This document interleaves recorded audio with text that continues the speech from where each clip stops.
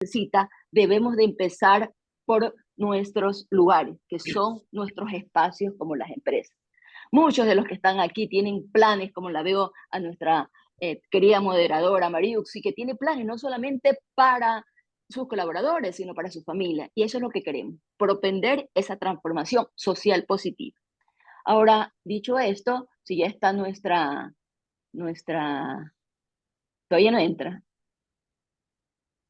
Bueno, me gustaría, ya que he topado este tema de en la transformación social, que hasta que entre nuestra moderadora Mariuxi nos cuente un poquito de lo que hacen, porque es una manera de testimoniar lo que nosotros queremos en esta asociación, que nuestras empresas sean productivas, pero que también sean socialmente y ambientalmente responsables. Así que, Mariuxi, ¿nos puedes comentar algo?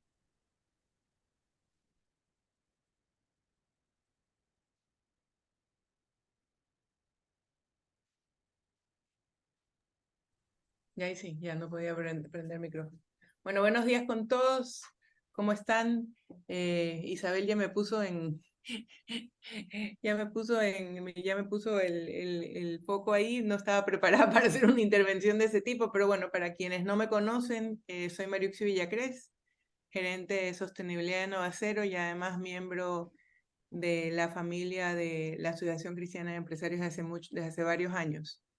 Un gusto ver a muchas caras conocidas, amigos de ASI UNIAPAC de siempre y también leer y ver caras nuevas. Así que es un gusto para mí estar aquí.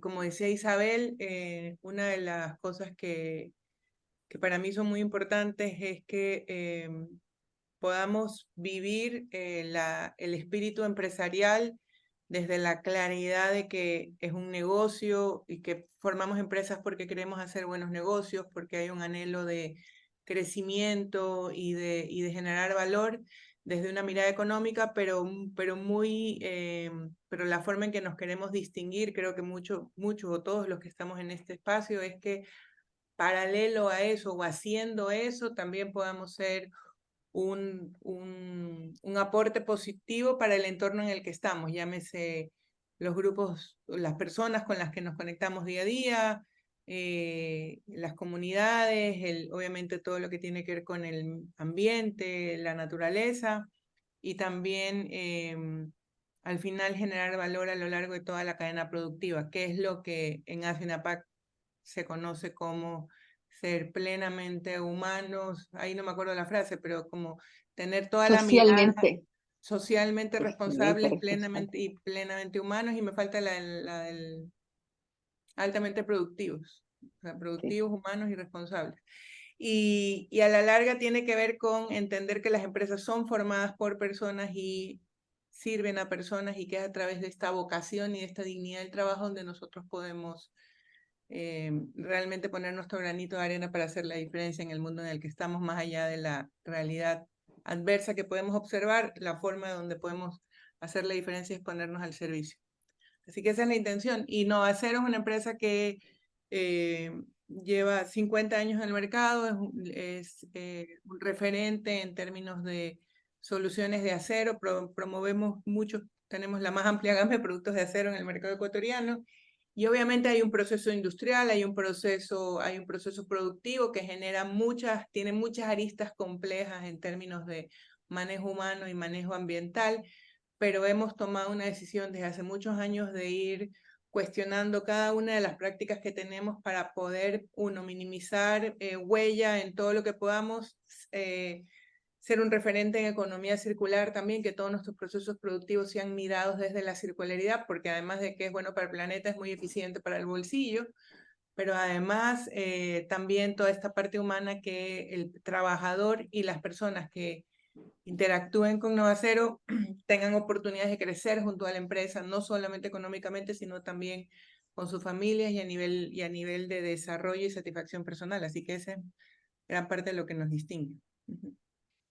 Sí, Mariuxi, muchas gracias por tu aporte. También quería comentarles, ya que hemos escuchado un testimonio de una empresa ACE, que nosotros aquí en la Asociación Cristiana trabajamos muy de cerca y somos parte del Banco de Alimentos Diaconía, quien a través de diferentes acciones, entrega alimentos a más de 180 comedores organizados y tenemos una serie de planes de trabajo. Y es importante que a cada uno de los socios que están ahorita y amigos de socios que están ahorita conectados, si en algún momento quieren conocer las instalaciones, conocer lo que hacemos, hacer voluntariado, nos contacten porque podemos coordinar esa función. Ahora, no sé si ya se conectó nuestra... No, está teniendo problemas con su computador. Me dice que por favor le esperen un ratito que está tratando de solucionar el problema de su computador.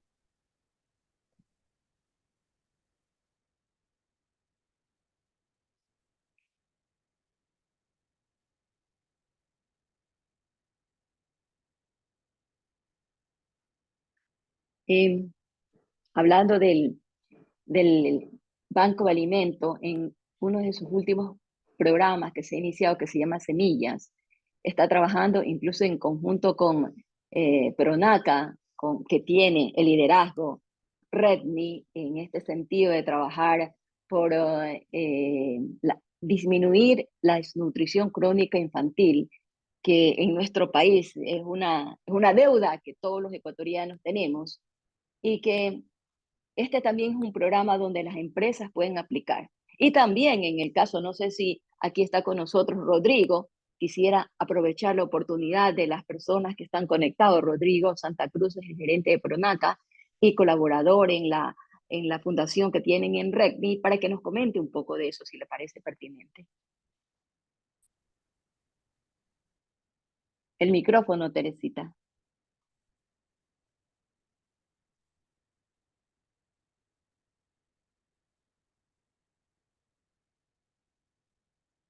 Ya, Rodrigo.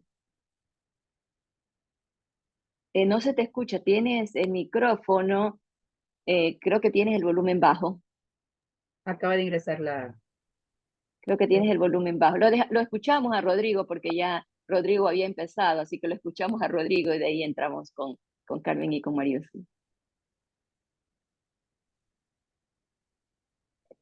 Tiene que desconectarle el micrófono, Teresita. Ahí está. No se te escucha.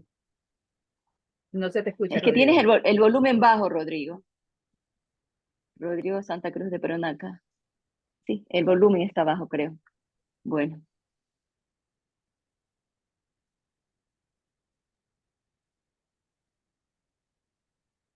Lo apagó. Bueno, en todo caso, sí, y ahorita se apagó, pero bueno, en todo caso, al final comentamos del gran trabajo que está haciendo. Ahorita ya lo tienes abierto, pero tienes que subir el volumen, porque sí está abierto, Rodrigo, sino que no se te escucha. Me imagino que tienes... ¿Ahí me Ahí, escuchan?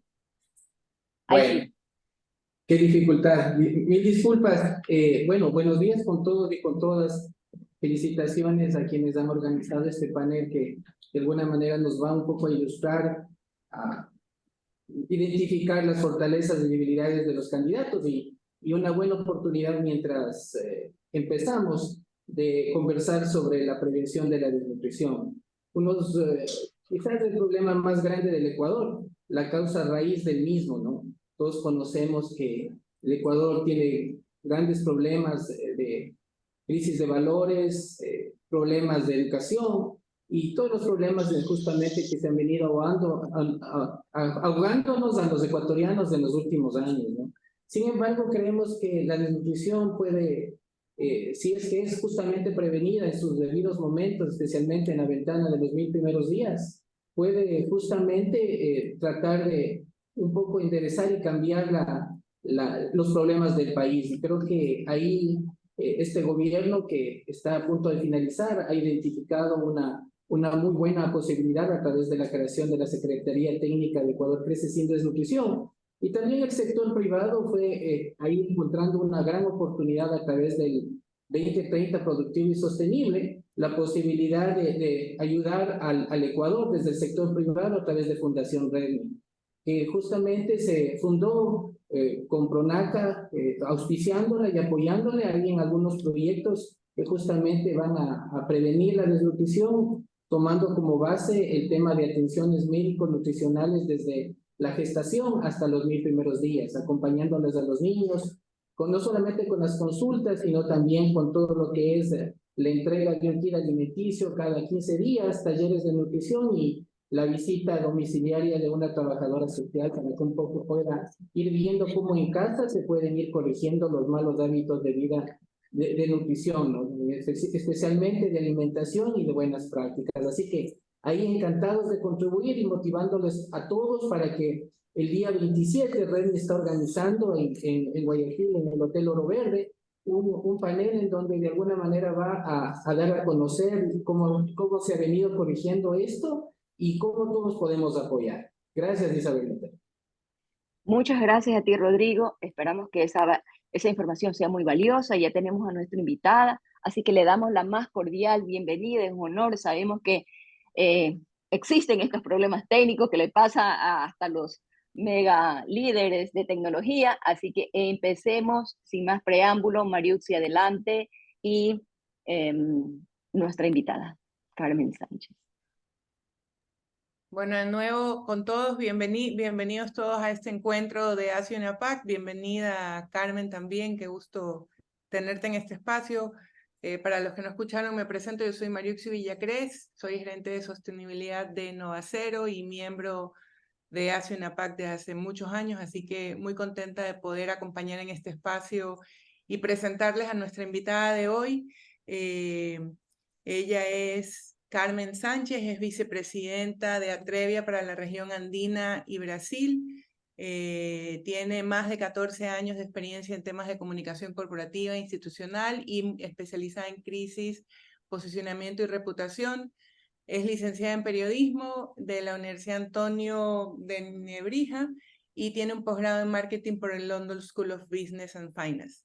Así que bueno, tiene un amplio currículum, un amplio camino y experiencia que la han llevado a liderar esta organización como Atrevia, y además que trae una gran trayectoria que nos va a permitir hoy, desde su enfoque y su análisis, conocer algo que hoy nos tiene a todos pendientes y preocupados, que son las próximas elecciones que vamos a tener en el país. Atrevia ha hecho un trabajo muy exhaustivo de analizar las propuestas las propuestas de los dos candidatos, de qué van a hacer, de cómo lo van a hacer, y lo que queremos hoy es escuchar desde la mirada de Carmen Sánchez ese análisis y un poco qué nos puede deparar el futuro, si gana plan A o que le gana plan B. Y eso es un poco lo que nos interesa hoy escuchar. Así que bienvenida, Carmen, y con mucha expectativa de poder conocer tu mirada respecto a este tema. No, muchísimas gracias a ti, Marushi, y a todo el equipo por la invitación. También a todos los que os estáis tomando el tiempo de escucharme. También veo muchas caras y nombres conocidos. Mil disculpas por el retraso, pero realmente hoy mi computador se estaba tomando con mucha calma abrir cualquier tipo de programa. Me tenía completamente desesperada, pero bueno, al final lo logramos. Voy a compartir pantalla. Me haré una muy breve presentación que hemos preparado un poco de la coyuntura, y me avisan, por favor, si pueden ver la pantalla. No aún. Ahí está. Porque a mí ya me aparece Ya está. compartida y pantalla completa. Fenomenal. Bueno, tenemos un contexto que yo creo que la mayor parte de ustedes conocen. Tenemos un contexto en el que apareció un nuevo candidato, y todavía pues precisamente ayer y antes de ayer que estuve en Guayaquil, la gente seguía preguntando cómo ha pasado esto, ¿no? ¿En qué momento? Y tenemos también una coyuntura con todavía muchos interrogantes, ¿no? Ayer en una charla que teníamos, nadie era capaz de responder a qué va a pasar con el presupuesto general del Estado del próximo año, que teóricamente pues, se tendría que presentar a la Asamblea en noviembre, pero como no hay Asamblea, pues no se sabe si eso se va a quedar firmado, se va a quedar para el próximo gobierno. Pero sí es cierto que es una coyuntura compleja, porque precisamente ayer, a última hora, me daban datos que había dado directamente la presidenta del CNE, en la que señalaba que si inicialmente había una expectativa de que la Asamblea tomase, bueno, pues se nombrase y tomase credenciales la primera semana de noviembre, esto se va a demorar a la primera semana de diciembre.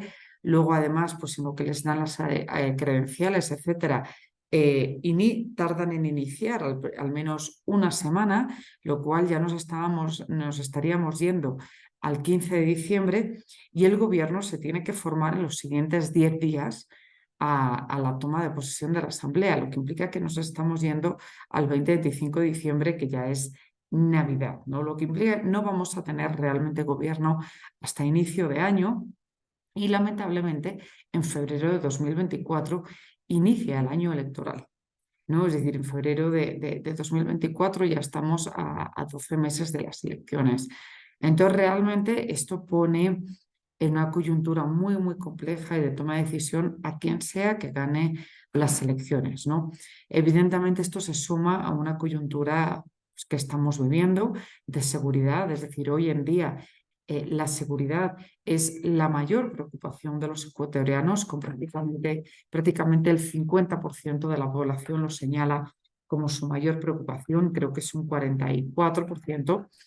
Y la siguiente preocupación, que es la falta de empleo, es un 25%, lo que implica que el margen es muy amplio y señala que ahí hay un tema transversal que no es ideológico, porque yo creo que sea sea votante del correísmo de Luisa González o sea votante de Daniel Noboa, no es una cuestión ideológica ni de sectores, que todos queremos salir a la calle tranquilos, ¿no? Y que todo el mundo quiere que sus hijos puedan jugar en la calle tranquilos.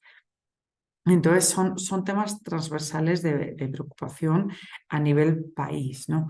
Y esto es absolutamente clave. Bueno, sabemos que el presidente Guillermo Lasso está en la Asamblea de Naciones Unidas con una agenda muy intensa, ¿vale? A lo largo de todos estos días, pero con una realidad también que tiene que enfrentar, y es que ahí, bueno, pues el índice de popularidad está extremadamente bajo de cara a la población y además sin haber podido implementar muchas de las cosas que él creyó que iba a poder implementar libremente si declaraba la muerte cruzada.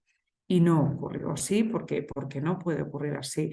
Y de hecho, más allá de que desde la perspectiva legislativa, yo no soy abogada, no puedo entrar en ese debate, la Corte Constitucional tenga más o menos razones en sus argumentos, la realidad es que el rol de la Corte Constitucional no es ser colegislador, sino es poner límites, porque si la Corte Constitucional permite que un gobierno, declarando la muerte cruzada, pueda gobernar como si tuviese una mayoría absoluta, haciendo lo que le dé la gana, esto abre una puerta muy peligrosa, que ahora a lo mejor puede haber quien le parezca razonable que se abra porque el gobernante es Lasso, pero imagínense ustedes que se abren estos límites y de repente tenemos un gobierno de otro tipo de corriente y la Asamblea le limita, declara muerte cruzada y puede hacer lo que le dé la gana durante unos meses. Entonces, el rol de la Corte Constitucional, a pesar de la campaña que se está haciendo contra esta institución,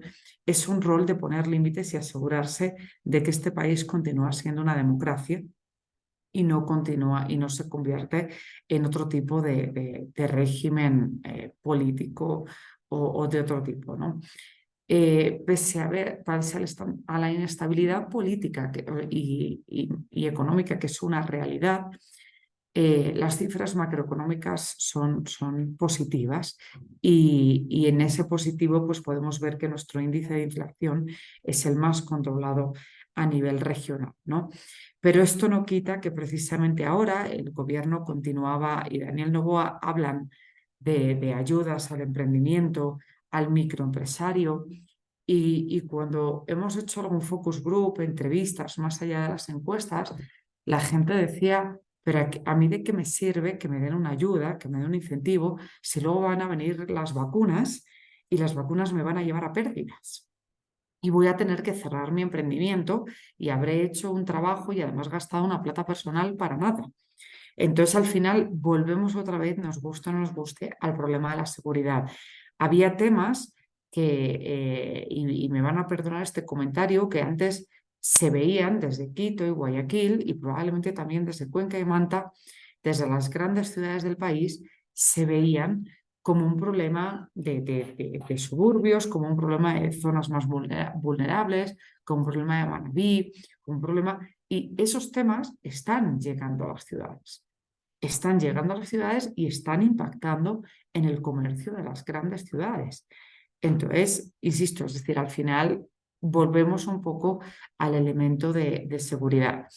Ayer en un debate en el que pudimos participar, me gustó mucho una aclaración que hizo Fabricio Vela, que además, pues mucha gente de los invitados a ese debate iban con el prejuicio de Fabricio Vela ya no es válido porque se ha quedado en Sonorama y Sonorama le ha abierto la puerta a Glass y esto no es ético. Bueno, pues para los que no lo habéis visto, Fabricio Vela renunció ayer a Sonorama precisamente porque su línea ética y su imparcialidad no le permite pues estar en una emisora que le da este espacio a alguien como Glass.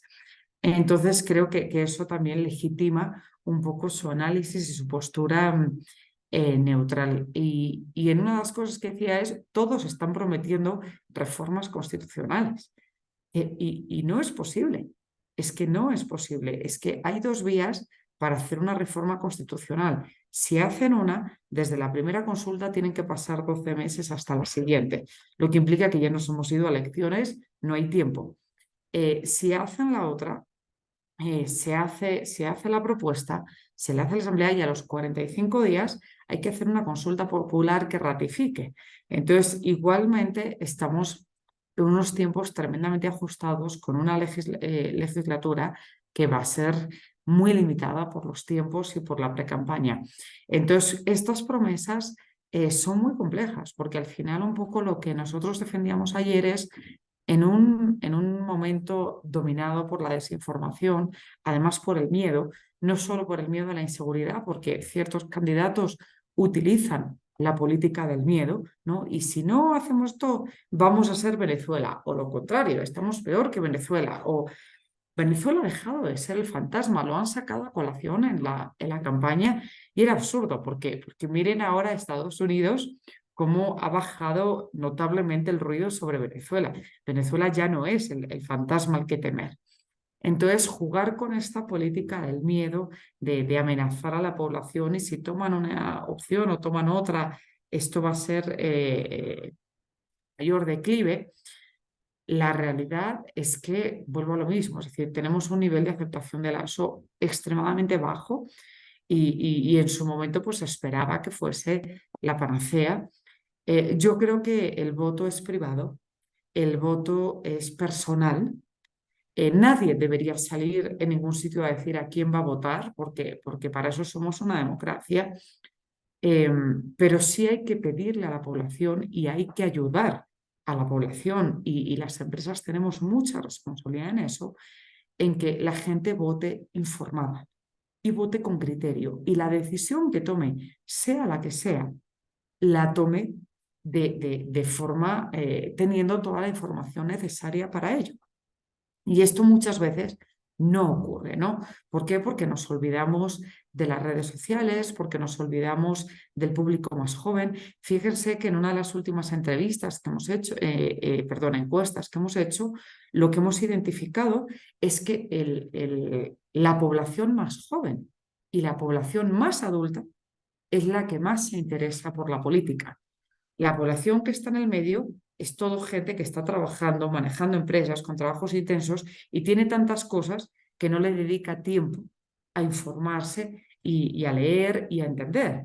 Por lo tanto, estamos desde una perspectiva de criterio en manos de los jóvenes y de los adultos mayores, que son los que más tiempo le están dedicando a entender la política, los planes de gobierno y aquello que más les interesa. Entonces, todo esto al final genera una coyuntura también volátil, ¿no? Es decir, nosotros comentábamos después del lamentable asesinato de Fernando Villavicencio, yo he tenido bastantes discusiones a raíz de esta tragedia porque yo decía, esto no es un tema de si uno apoyaba o no a Fernando Villavicencio, que cada uno tendrá sus opiniones, sino es un tema de que no es ético hacer campaña con una tragedia, ¿no? Entonces, de repente, bueno, pues hubo mucha gente que pretendiendo apoyar al movimiento Construye, quiso utilizar la tragedia. Entonces, no es ético hacer campaña con una tragedia. A esto se suma el endosamiento de votos. A mí me resulta muy chistoso cuando la gente piensa, no, los votos de Otto se van a no sé quién, los votos de Jan Topic se van a no sé quién, los votos de Cristian Zurita se van a no sé quién. La capacidad de endose de voto que tienen los candidatos que no han pasado a primera vuelta es muy baja, porque ninguno tiene un voto duro. Y para tú poder endosar votos, tienes que seguir haciendo campaña. Esa es la realidad. Y la realidad es que no hemos visto a ninguno de los candidatos que no ha pasado a segunda vuelta haciendo campaña a favor de ninguno de los candidatos que se han pasado a segunda vuelta. Es decir, para poder tener capacidad de endose de votos, hay que continuar haciendo campaña. Y si yo desaparezco del mapa, no puedo pensar que simplemente le voy a mandar un mensaje, una carta, o voy a salir en Ecoavisa diciéndole a mi gente, señores votantes que votaron por mí, voten a no sé qué. No funciona así. No funciona así. Entonces, esto es importante tenerlo en cuenta porque al final pues hemos visto que el movimiento indígena decía que no iba a apoyar a ningún candidato, en fin, que tampoco, bueno, pues que tienen una agenda. Daros cuenta que el movimiento indígena ha caído muchísimo en la Asamblea, ha pasado de tener mucho poder en la Asamblea a tener muy pocos curules. Y al final todo esto tiene un peso tremendamente importante. Precisamente aquí les poníamos dos posibles escenarios que además pueden cambiar porque sabemos que se van a repetir las elecciones en el exterior, lo que implica que esto que les pongo aquí puede cambiar, pero lo que vemos es que al final tenemos un lado, ¿no?, compuesto por la Revolución Ciudadana, por Amigo, por el Centro Democrático, tenemos en amarillo a las provinciales y tenemos en el lado verde a un grupo junto. ¿Quién marca la diferencia de un lado a otro? Fundamentalmente el Partido Social Cristiano, ¿no? Es decir, son quienes más capacidad tienen de que la balanza esté más o menos equilibrada. Pero como digo, pues aquí puede haber algún cambio, ¿no?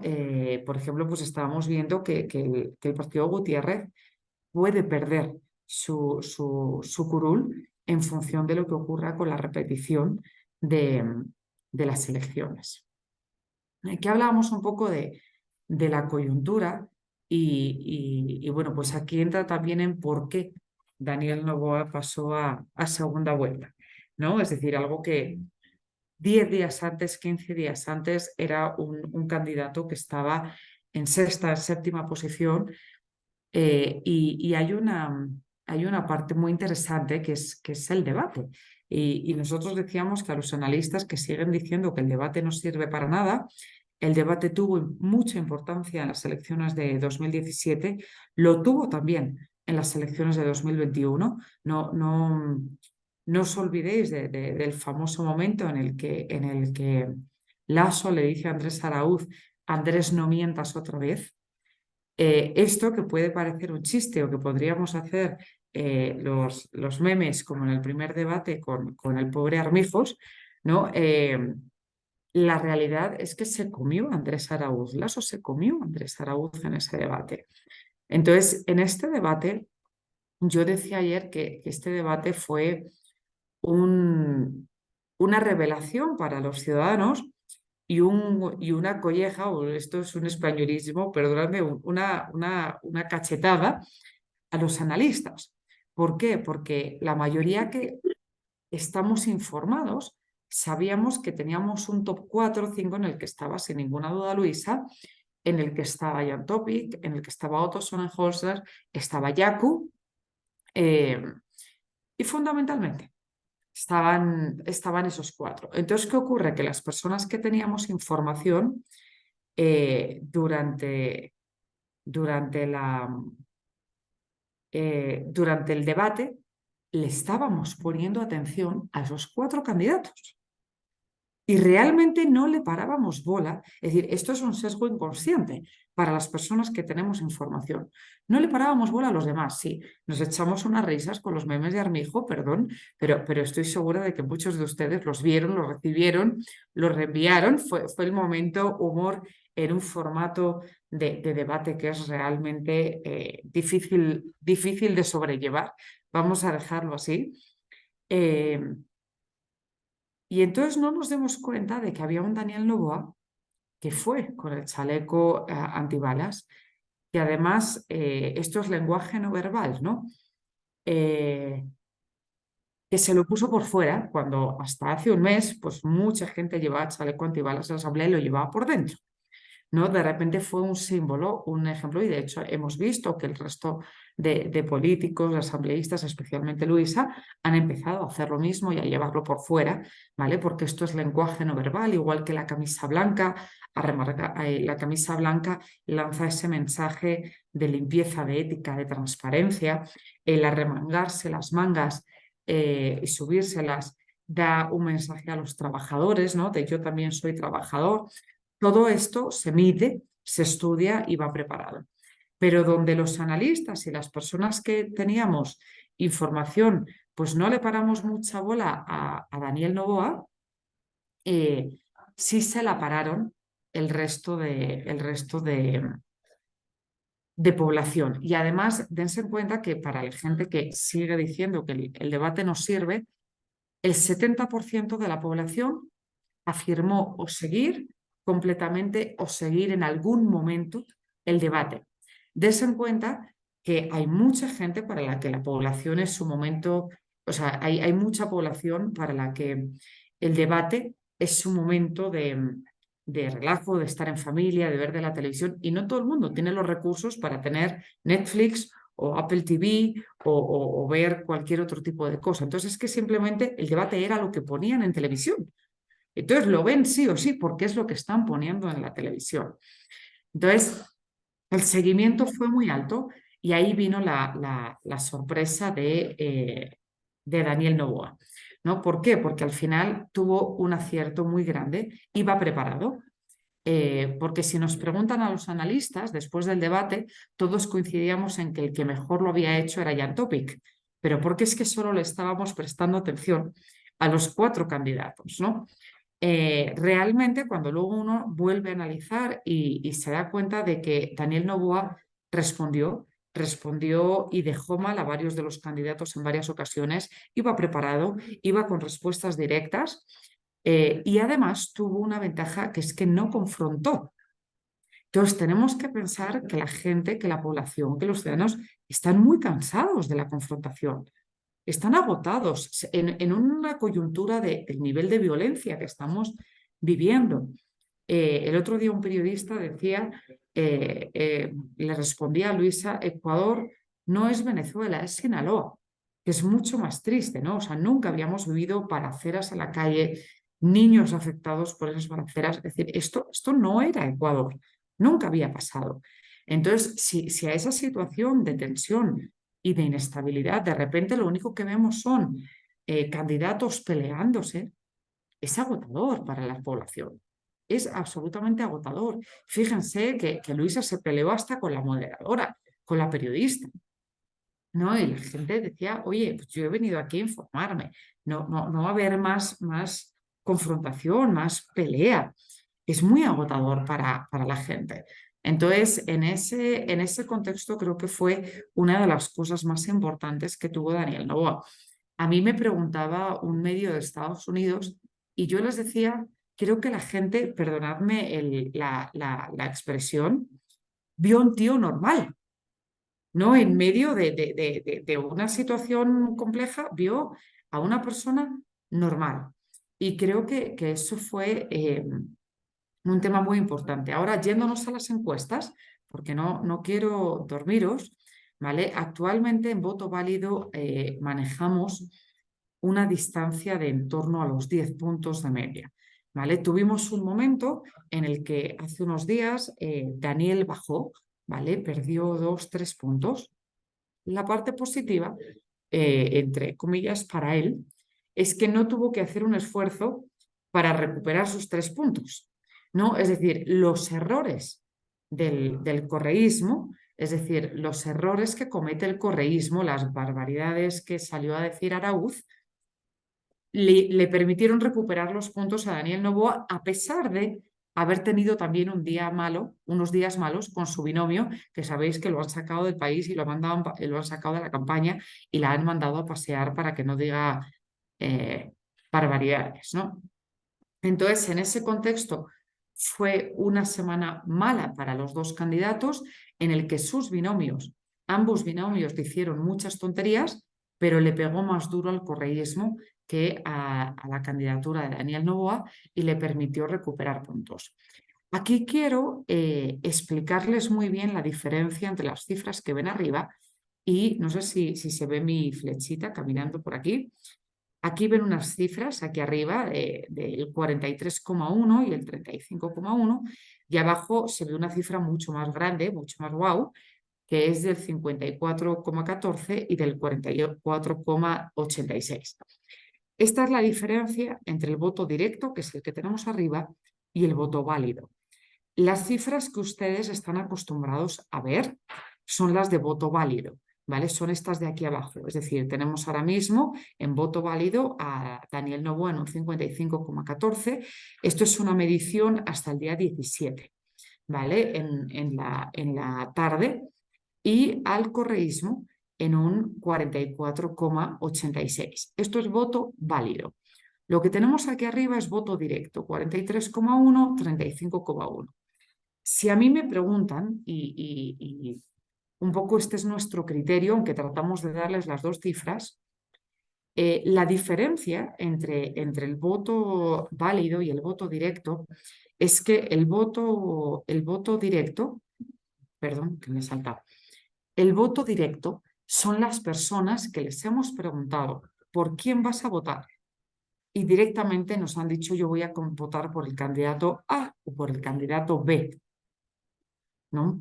Y luego tenemos el voto blanco nulo y tenemos los indecisos. Sin embargo, el voto válido, que es el que ustedes están acostumbrados a ver y se ven las cifras más altas, lo que hace es repartir el voto indeciso de manera proporcional entre los candidatos. Honestamente, yo creo que esta cifra, aunque es la más usada, es un poquito menos fiable, porque al final los indecisos no tienen por qué repartirse proporcionalmente entre los candidatos. A la hora de la verdad, a la hora de ir a la urna, me puedo encontrar con que el 70% de los candidatos van al A y el 30% van al B. No hay un reparto proporcional. Entonces, al final, el voto válido, si bien nos orienta, es menos exacto desde una perspectiva científica que el voto directo. Y es por lo que a nosotros nos gusta explicarle los 2 y luego que cada cual elija cuál le hace más feliz, pero bueno, pues nosotros entendemos que al final el voto directo especula menos y es más certero en cuanto a cifras, ¿no? Al final, pues eso, el voto válido lo que hace es repartir a los indecisos. No tenemos un nivel de indecisión especialmente alto, está en torno al 12-13%, y aquí hay un tema clave que responde a la cifra, y es que la volatilidad de voto que tenemos ahora mismo y que la hemos visto, o sea, estamos en un entorno que nunca había sido tan indeciso para el país. O sea, de hecho, bueno, pues lo que ocurrió tras el magnicidio de Fernando Villavicencio, que ya empezó, es decir, esto empezó a cambiar en la mentalidad de los ciudadanos con el asesinato del alcalde de Manta. No olvidemos decir, o sea, luego el asesinato de Fernando Villavicencio fue la gota que colmó el vaso, pero realmente el asesinato del alcalde de Manta, de Agustín Intriago, ya generó un punto de inflexión en la confianza de los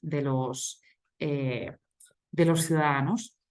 Y este entorno de volatilidad se produce antes, la incertidumbre venía pues, por falta de información, la incertidumbre venía por diferentes elementos muy vinculadas al desinterés político, la verdad. Es decir, o sea, antes había mucho desinterés. Ahora mismo nos estamos yendo al extremo contrario. La volatilidad del voto y este cambio de panorama que podemos vivir se produce por un exceso de información, ¿vale? O sea, hemos pasado del desinterés al exceso de información. ¿Qué es importante en este contexto? No ser triunfalistas. No se puede ser triunfalistas. Es decir, no se puede ver esta cifra y decir, uy, estamos en un 55, ya lo tenemos hecho.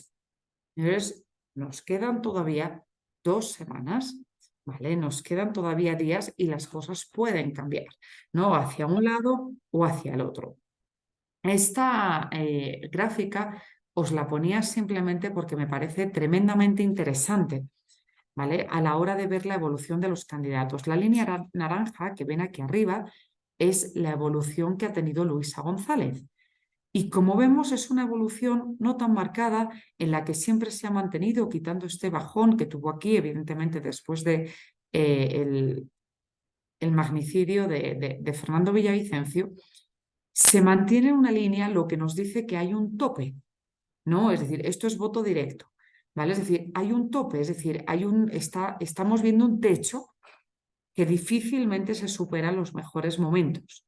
Sin embargo, si ven la línea de Daniel Noboa, que es el azul, miren por dónde empezamos cuando nadie nos imaginábamos que iba a pasar a segunda vuelta y cómo la sube, cómo sigue subiendo, ¿no? Y al final vemos un techo que está mucho más arriba. Es cierto que ya en las últimas vemos unas variaciones muy pequeñas de ese techo, pero es un techo que a día de hoy, insisto, esto puede cambiar, está más arriba del techo que tiene Luisa. Básicamente, bueno, la coyuntura económica no se la voy a contar porque ustedes la conocen, pero sí lo que veníamos hablando desde el principio, cuáles son las mayores preocupaciones de los ciudadanos. Y esto es muy importante porque, fíjense, se lo decía al principio, aumenta la preocupación de los ciudadanos por la seguridad, va aumentando progresivamente. También aumenta, pero no en el mismo volumen, la preocupación por el desempleo. Y luego, pues sin embargo, la situación económica del país, la corrupción, pasan a segunda vuelta, igual que a segunda o plano, igual que la pobreza. ¿Por qué es tan importante este gráfico? Porque lo que analizamos en los últimos días es que solo un 1,5% de los electores conoce la propuesta de seguridad de los candidatos. Lo que significa que los candidatos, ninguno de los dos, están hablando de lo que le importa a la gente. Y esto es súper importante, ¿no? O sea, uno ve las redes y es como, estoy en Manta, estoy en Guayaquil, estoy en Portoviejo, pero no dicen dónde están, pero no lo que están haciendo, no lo que piensan, no lo que le quieren trasladar a la ciudadanía. Y esto la ciudadanía lo está notando. Fíjense que ayer en este debate salió temas curiosos que aquí les tendría que traer a un analista con un poco de mayor profundidad. Pero, por ejemplo, imagínense que el 20% del electorado de Correa se considera de derechas. Entonces, fíjense la curiosidad y la falta de información a la hora de entender dónde nos estamos posicionando políticamente. Que alguien le explique a Luisa González que el 20% del correísmo se considera de derechas. Entonces, estos son cuestiones que al final hay que entender. La otra parte, y con esto voy a terminar, por si tienen alguna pregunta y para compensar también lo tarde que he llegado, es el sesgo de confirmación. Y aquí, si no les importa, voy a dejar de compartir. ¿Ya? Sí, estamos para poder verles. El sesgo de confirmación es una de las cosas que más daño nos hace a las empresas. El sesgo de confirmación es algo que existe en psicología clínica y que realmente se ha convertido en una enfermedad política. Y esto, como Atrevia, lo hemos vivido mucho, ¿no? Es decir, se comparte una encuesta y los de un lado están felices y los del otro lado nos acusan de estar apoyando al otro lado, ¿no? A día de hoy, ayer con Álvaro, como director de Public Affairs, que es el director de las encuestas, nos reíamos mucho porque decíamos, a esta altura nos han llamado de todo, nos han llamado correístas, lasistas, nos han dicho que estábamos con unos, con otros, y la realidad es que nosotros lo único que hacemos es dar datos. Son los datos. Jamás hemos manipulado un dato, porque cualquier persona que en Atrevia manipulase un dato no estaría en Atrevia. Nosotros tenemos un código ético muy estricto, pero bueno, algunos de ustedes están conmigo en otros foros empresariales en los que yo compartía una encuesta y me respondían: esto es mentira, esto está manipulado, esto, ¿cómo se te ocurre compartir esto? Carmen, ten 2 dedos de frente, de verdad piensa lo que compartes. Y yo respondía: oye, lo comparte porque lo ha hecho mi equipo y yo pongo la mano en el fuego por lo que hace mi equipo, ¿no? Bueno, también nos dijeron que si nos habíamos fumado algo antes de decir que Daniel pasaba a segunda vuelta. Esto también, bueno, nos ha pasado muchas veces, ¿no? Cuando en las elecciones de 2021 hubo un momento en el que Yaku iba por delante de Lasso, bueno, pues también entonces estábamos con los indígenas, o sea, y esto se llama no ataque gratuito a Atrevia, que nosotros estamos acostumbrados y tenemos la piel dura. Esto se llama sesgo de confirmación. Se llama que cuando no nos dicen lo que queremos oír, nos enfadamos y atacamos. Entonces, esto es algo que necesitamos corregir porque nos afecta a muchas cosas. No nos afecta solo a las elecciones, que al final son teóricamente cada 4 años, bueno, ahora lo estamos viendo antes, pero el sesgo de confirmación nos hace mucho daño porque nos impide ver más allá de lo que queremos ver, lo que implica que nos impide estar preparados, nos impide tomar decisiones, porque descartamos aquello que no nos gusta. Fíjense que esto es anecdótico, pero los encuestadores de los diferentes partidos y de los diferentes hablan entre ellos, ¿no? Es decir, ellos están comunicados. Yo le puedo decir que mi equipo habla con Vinicio Alvarado, con el que le hace las encuestas, a Topic en su momento, tal, porque entre ellos hablan y dicen: ok, estoy más o menos como tú, a 2, 3 puntos, pero les permite ver no solo el margen de error de cada encuesta, sino también pues que no hay una gran falla o un gran error, o que no están pagando al asesor erróneo, ¿no? Que no les están engañando.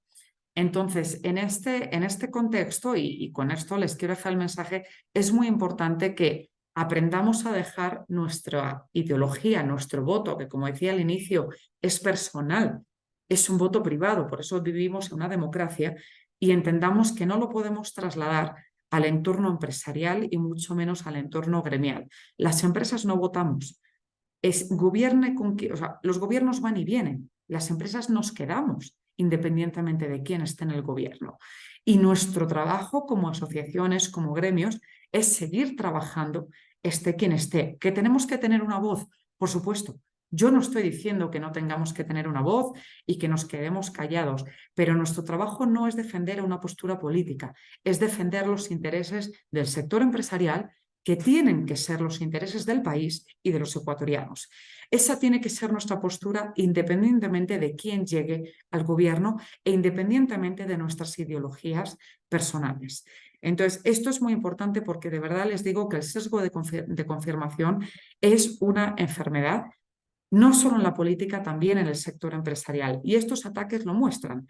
Pero además, no solo eso, yo tuve una conversación, José Luis Barzallo estaba en ese chat conmigo, en el que cuando me atacaron y me dijeron: esta encuesta es mentiras, correísta, y yo respondí y dije: lo siento mucho, esta encuesta la ha hecho mi equipo, no es correísta, estos son los datos, estos son los números que hay, ¿no? Y entonces me contestó y me dijo: no, pues yo me niego a creer que ese es el país en el que vivimos. No, esa no es la burbuja del 10% de población en el que tú vives. Y si nos negamos a salir de esa burbuja del 10% de población en el que nosotros vivimos, nunca vamos a ser capaces de conectar realmente con lo que vive y necesita el país. Vivimos en una burbuja más o menos privilegiada y pensamos que todo el mundo ve lo que nosotros vemos, y vive como nosotros vivimos. Y esto no es así. Entonces, el sesgo de confirmación afecta también al sector empresarial. El otro día, una empresaria en Quito me defendía que el 70% de la población ecuatoriana ama a los empresarios, porque una encuestadora que suele publicar lo que le gusta a quien le paga la encuesta, ¿no? Para garantizar su viabilidad, una encuestadora decide publicar lo que quiere quien le paga la encuesta. Entonces, me van a perdonar, pero esto es mentira. Es decir, es absolutamente mentira. La realidad es que no habían hecho el sesgo entre el emprendedor, la MIPYME, la microempresa, la mediana empresa y la gran empresa. La población sí apoya al emprendedor y a la MIPYME, pero no apoya al gran empresario. Entonces, claro, cuando no segmentamos, tenemos este problema. Por eso les decía que el sesgo de confirmación nos afecta también a los empresarios. Y a esto se suma en el tipo de encuesta. Mucha gente ha cuestionado, yo creo que ya no nos cuestionan porque hemos acertado muchas veces, mucha gente nos ha cuestionado la metodología. Nuestra metodología es 100% digital, pero nos permite llegar a todo el territorio. Es decir, esto no es una encuesta hecha con gente de Guayaquil y Quito. Es decir, nosotros llegamos a todo el territorio de manera proporcional. Para una muestra de 5.000 personas tenemos un margen de error del 1,1, lo que nos ha permitido siempre quedarnos a décimas de los resultados. El otro día en televisión un pseudoanalista decía que no, que su metodología es person to person y que por eso es más válida que la metodología digital. Aquí entra otro elemento, igual que les decía el sesgo de confirmación, que es la comodidad percibida. Es algo que está estudiado a la hora de hacer encuestas. Una encuesta digital permite, ustedes no se imaginan la cantidad de gente que tenemos respondiendo a las encuestas a las 11 de la mañana en horario laboral. Es decir, cuando se toman un break y se meten en sus redes sociales con el capítulo, es uno de nuestros picos de respuesta. El que tú le das la comodidad a la gente de que responde cuando puede o cuando quiere. Cuando tú haces una encuesta in person, te plantas en casa de alguien y le pides que te dé 20 minutos cuando la gente tiene muchas mejores cosas que hacer que darte 20 minutos en un momento en el que está preparando la cena o viendo la tele o haciendo yoga, lo que le dé la gana.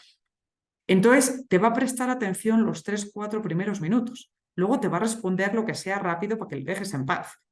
Entonces, esta comodidad percibida también influye mucho. Otro elemento que influye en la diferencia de cómo se responde en una encuesta personal frente a una digital es la espiral del silencio. Imagínense que yo soy correísta, pero ya estoy un poco desencantado porque la campaña de Luisa era volver a lo de antes y yo no quiero volver a lo de antes, quiero que el país evolucione y me está gustando lo que dice Daniel Noboa. Pero me da como un poco de vergüenza porque yo he sido correísta toda la vida y en mi familia son correístas toda la vida. Eso se llama la espiral del silencio. Me da vergüenza decir en persona al encuestador porque no sé quién está detrás, no sé si me van a grabar, no sé si alguien me va a escuchar decir que ya no voy a votar al correísmo, sino que voy a votar a Daniel Noboa. Por eso también las encuestas person to person tienen a los indecisos en un 30% y nosotros los tenemos en un 12%. Porque esa espiral del silencio la reduces mucho cuando trabajas por el ámbito digital. Pero en cualquier caso les daba algunos elementos, no quiero marearles, pero sí lo que más me importa es el sesgo de confianza porque realmente nos afecta al sector empresarial y necesitamos dejar de vivir en la comunidad, en la comodidad de que nos digan lo que queremos oír. Y con esto quedo atenta a sus preguntas. Muchísimas gracias. Muchísimas gracias, Carmen. Creo que ha sido súper ilustrador toda lo que nos has compartido y nos deja, yo tengo ya algunas conclusiones y tareas aquí anotadas. No sé si alguien tenga alguna pregunta, nos la puede hacer a través del chat. Sé que estamos con el tiempo, pero sí creo que vale la pena aprovechar la presencia de Carmen aquí. Yo tengo una pregunta específica y quería un poco saber tu opinión, y es, frente a una volatilidad del voto, que ya sabemos en la que vivimos, y la clara posibilidad de que cualquiera de los dos escenarios es posible, más allá de que unos tengamos una inclinación natural hacia uno u otro escenario. Desde tu mirada y el análisis de los planes de gobierno, de las propuestas que tienen los candidatos, ¿qué realmente crees que en el corto periodo que van a tener, qué realmente crees que van a ser capaces de hacer y hasta qué punto la ciudadanía y nosotros los empresarios debemos subir o bajar las expectativas de lo que este presidente realmente va a ser capaz de hacer en el periodo que va a poder gobernar? A ver, honestamente, creo que va a poder hacer muy poco. ¿Vale? Es decir, como os decía, prácticamente va a entrar en funciones casi en enero, porque Navidades es un periodo muerto, y en febrero empieza el año preelectoral. Entonces, yo creo que el gobierno entrante va a tener dos temas. Uno, porque se lo han dejado de regalito, y el otro, porque es la mayor preocupación. Uno, la obsesión va a ser seguridad, seguridad, seguridad. O sea, esa debería ser el principal foco del candidato que llegue. Seguridad. O sea, ahora mismo, es decir, lo que está viviendo Ecuador no lo había vivido nunca, como hablábamos antes, y tiene que ser su prioridad por delante de cualquier cosa. No es fácil, porque va a ser en una coyuntura muy complicada, ¿vale? Una coyuntura, sobre todo desde la perspectiva económica. El otro tema, pues que evidentemente va a tener que lidiar a lo largo del año es con Yasuní, con el resultado de la consulta de Yasuní, ¿no? Lo cual también va a pegar económicamente al país. Entonces, yo creo que esos dos van a ser los dos grandes temas de realmente el año que va a tener para gobernar. Totalmente. Bueno, ahí nos quedamos pensando con ese tema de qué tan posible es actuar rápido y qué tanto apoyo o mafia detrás podría haber para realmente dar soluciones a temas de seguridad reales. Mira, yo creo que ahí, pero esto es una opinión de verdad muy, muy personal, ¿no? Viendo un poco el panorama. Yo personalmente creo que para solucionar el tema de seguridad van a necesitar apoyo internacional, gane quien gane. ¿Vale?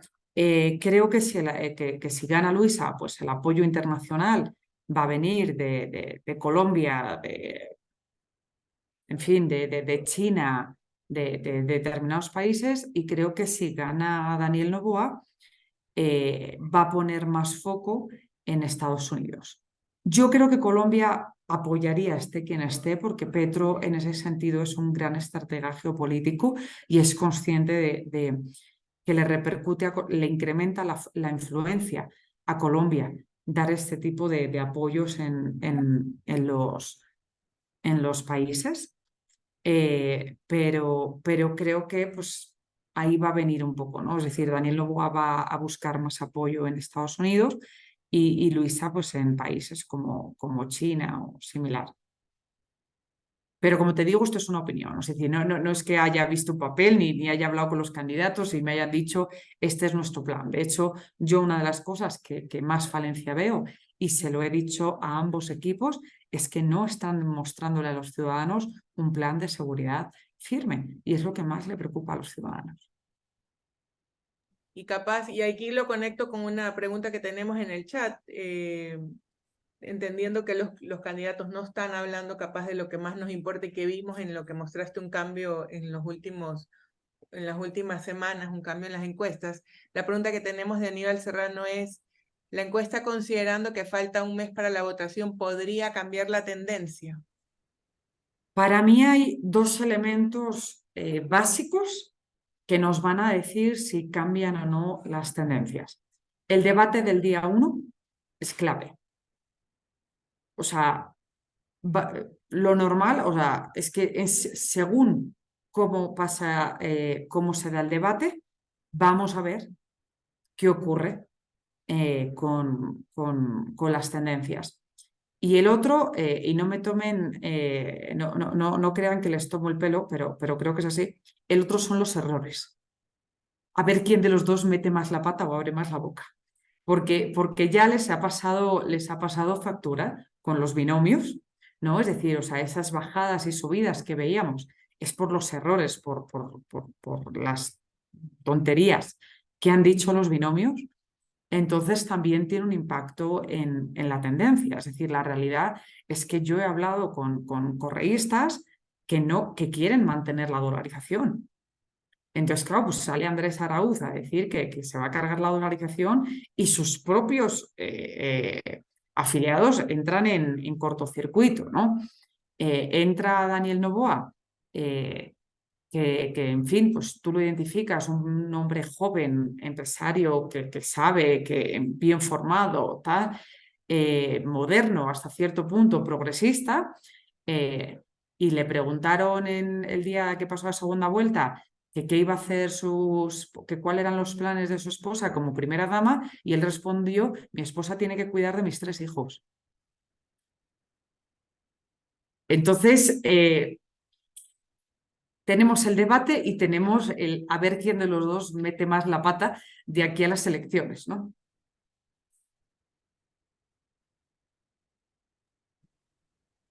Mariuxi y Carmen, si no tenemos más preguntas y en honor al tiempo, hay una pregunta más. Sí, ok, adelante. Con esa Hay una pregunta, y con eso terminamos. con esa terminamos. Ya, perfecto. Bueno, tenemos a Rodrigo Santa Cruz que dice: pienso que ninguno de los dos candidatos pretenden quedarse con un poco más de un año de gobierno y más bien que su ejercicio de gobierno sirva de campaña para ser reelectos. Para eso es necesario aumentar el gasto público. ¿Cómo puede afectar eso a la economía? A ver, mi abuela, que además de ser una persona divertida, era muy inteligente, tenía una frase que a mí me fascina, que dice: de donde no hay no se puede sacar, ¿no? Es decir, efectivamente van a necesitar inversión social. Está claro que los dos el candidato que lo haga bien tiene tiene todas las posibilidades de ser reelegido en las elecciones del 25, pero lo van a tener muy difícil en la parte económica. Esta es una realidad. Y también hay un tema que debemos tener en cuenta, y es que, fijaros, esto nos lo preguntaban desde Europa. Es decir, ¿cómo es posible que desde Europa analizan el marco macroeconómico de Ecuador y nos dicen: oye, qué raro, porque ¿por qué la prima de riesgo está tan alta si el marco macroeconómico, que es lo que engloba a otros países, está bien? Entonces, es la estabilidad del país. Entonces, si queremos que baje la prima de riesgo, poder atraer inversión, poder pedir crédito a unas condiciones que no sean locas, ¿no? Porque ahora mismo tendríamos que pagar un 20% por cualquier crédito que pidamos. Si queremos tener unas condiciones razonables, necesitan generar, eh, estabilidad. Y eso pasa nuevamente por la seguridad. Aquí me preguntaban si no ha llegado a fondo. Lamentablemente no. Es decir, o sea, siempre se puede ir a peor. El tema es qué podemos hacer para que eso no ocurra, ¿no? No solo los políticos. Creo que los empresarios tenemos un rol muy importante en este contexto, ¿no? Es decir, haciendo las cosas bien, trabajando por la formalidad, tratando de ser una fuente de información seria para nuestros entornos, ¿no? Es decir, al final tenemos una capacidad de informarnos. No pretendamos adoctrinar, que es un error. Esto se intentó en México. Los empresarios mexicanos intentaron adoctrinar a sus colaboradores para que no votasen a AMLO, y mira cómo les salió. Entonces, no tenemos que intentar adoctrinar, pero sí deberíamos ser una fuente de información fiable para la gente y el entorno que nos rodea. Pero miremos México y miremos Colombia, miremos Venezuela, siempre se puede ir a peor. El tema es que tenemos que evitar que eso ocurra, ¿no? Muchas gracias, Mariuxi, muchas gracias, Carmen. Realmente te vamos a entregar un diploma, pero más allá del diploma, creo que eres una crack del análisis político. Realmente No, tienes, no creas, tengo un equipo maravilloso. Es decir, esto claro, uno solo no lo hace. Tengo un equipo, así el es. equipo de Atrevia en Colombia ha crecido mucho, son 33 personas actualmente y sin ellos yo no podría contaros todo lo que os estoy contando. Así que no, de verdad que me veis a Bueno, mí, pero te felicitamos y también felicitamos a tu equipo porque gracias. genuinamente nos has dado una charla de esas valiosísimas. Y toda Gracias. esta información nos sirve a todos los que hemos asistido a este evento para poderlo, como tú bien nos has dicho, compartirlos con nuestros amigos, con nuestros colaboradores y ser, de alguna manera, estar bien informados y ser una fuente de documentación viable para que puedan confiar, seguir confiando en nuestro trabajo. Y como decimos nosotros, poniendo a las personas en el centro y logrando esa transformación social que necesitamos, pero de manera positiva.